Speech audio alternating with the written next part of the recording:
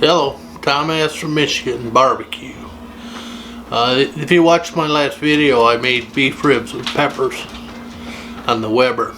Well, this video I'm using up the beef ribs and peppers, making fajitas.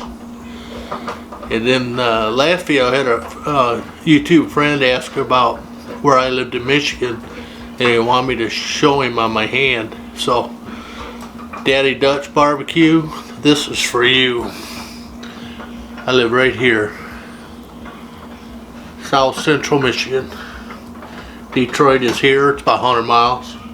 Grand Rapids is here, it's about 100 miles. Right there, Daddy Dutch Barbecue. Another fun fact, Daddy Dutch Barbecue is 6'5". You should check out his channel. He don't look that tall.